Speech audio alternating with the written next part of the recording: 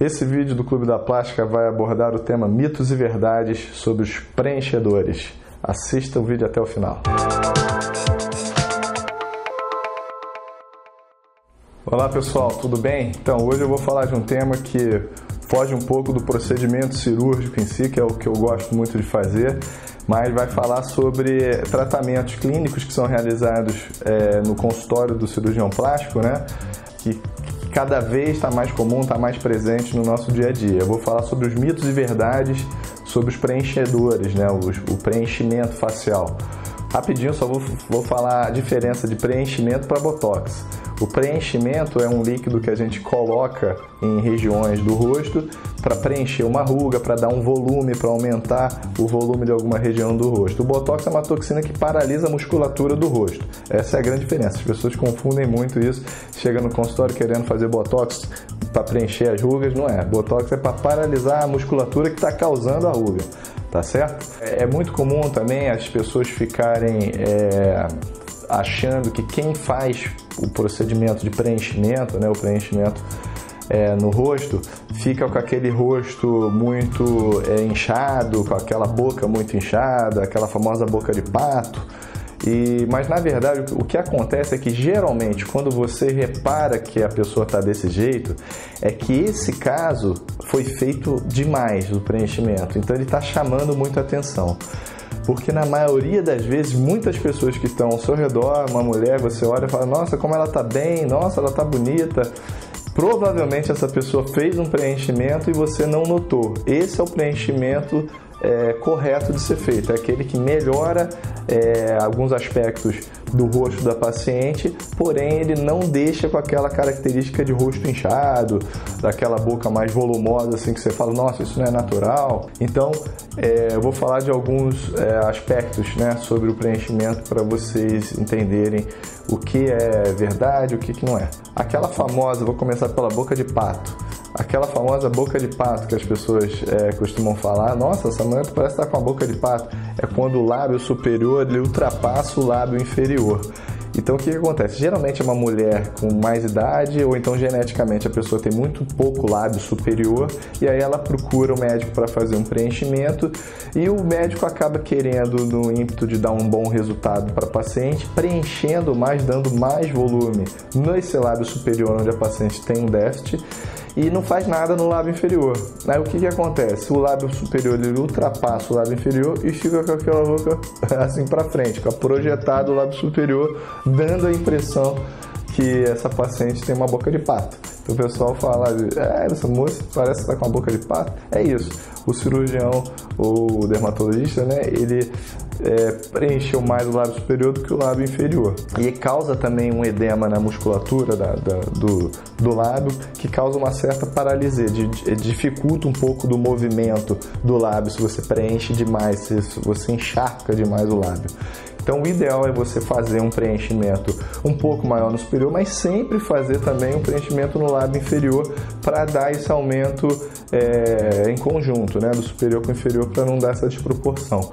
Uma outra coisa também é quando a pessoa quer preencher amassando o rosto e acaba dando muito volume na maçã do rosto, então a pessoa fica com aquela bochecha muito inchada, fica com o rosto muito arredondado. Então, nesse caso, é porque o médico acabou dando mais volume do que necessitava para essa região e acaba deixando o rosto muito arredondado da paciente. Então, se você olha uma paciente desse tipo, você acha que o preenchimento pode ficar artificial se fizer na maçãzinha do rosto, mas não é. Se você fizer bem profundo esse preenchimento e fizer em quantidades adequadas, você vai conseguir triangularizar o rosto, que é o que necessita a paciente que tem o rosto mais quadradinho, para ela ficar mais jovial, ela necessita ficar com o rosto mais triangular.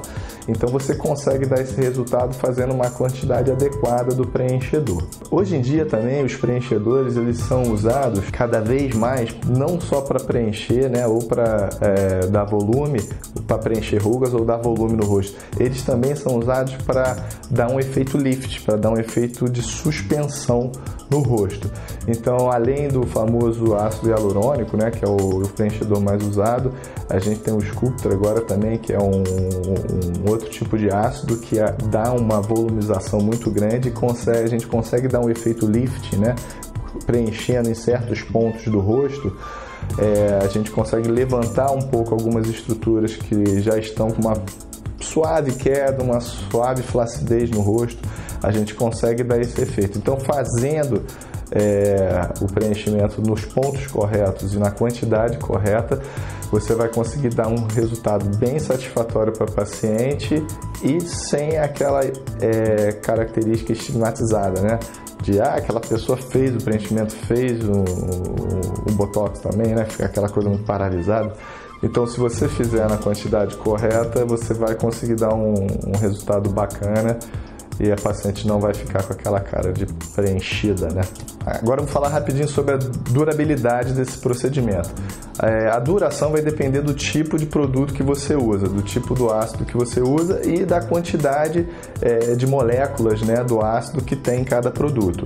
Então, basicamente, um tratamento desse ele vai durar de 6 meses a 1 ano. Porém, tem uns ácidos que podem durar muito mais tempo, tem uma durabilidade até de 18 meses, às vezes 2 anos, eles ficam no local onde eles foram colocados. E vai depender também do que a paciente precisa, né? Às vezes a pessoa, se ela tem que preencher uma ruga muito fininha, a gente tem que usar um ácido mais fininho. Então, esse ácido mais fininho, ele acaba sendo absorvido um pouquinho mais rápido. Um ácido mais grosso, ele demora mais para ser absorvido. Então vai depender de qual é cada caso, mas geralmente 6 meses a 1 ano e outros mais profundos, que são feitos em regiões mais profundas, podem durar até 18 meses a 2 anos no local onde foi colocado. Uma outra dúvida também que as pacientes têm é se, por exemplo, o cirurgião ele errou na mão, colocou muito ácido, ou então o ácido hialurônico ele fez uma absorção puxou muito líquido para aquela região e acabou ficando edemaciado. Acontece muitas vezes na pálpebra inferior de o cirurgião colocar muito ácido ou colocar muito superficial e dar um edema pós-aplicação, né? E existe uma enzima que quebra o ácido hialurônico, que é a hialuronidase. Essa hialuronidase, o cirurgião, o dermatologista, ele pode mandar manipular e ele aplica ali naquela região onde ele fez o preenchimento, vai ajudar na absorção do produto mais rápido, né? Então ele vai conseguir ser absorvido mais rápido pelo organismo, você usando a hialuronidase. Um outro mito é se depois que passa o efeito, né, da aplicação, depois que é absorvido o preenchedor, a paciente volta pior do que ela era. Bom, isso é um mito, porque na verdade a paciente vai voltar a ser da forma que ela era antes. Algumas vezes até melhora um pouco da hidratação da pele da paciente, mesmo após a absorção do preenchedor. Mas geralmente o que acontece é voltar a ruga do jeito que era antes. O que acontece é que às vezes a pessoa se acostuma com o rosto dela preenchido e conforme vai passando o tempo ela vai voltando a ser o que ela era. Então ela não lembra mais de como ela era e acha que ela está pior do que ela era, mas era quando ela estava com o preenchedor. Isso que acontece, por isso que é importante sempre tirar fotos antes, né, o preenchimento e após o preenchimento, para o cirurgião poder explicar para a paciente como que ela está naquele momento. Ó, não, você está igual você estava antes de fazer o preenchimento, acho que até está um pouco melhor. É isso que acontece.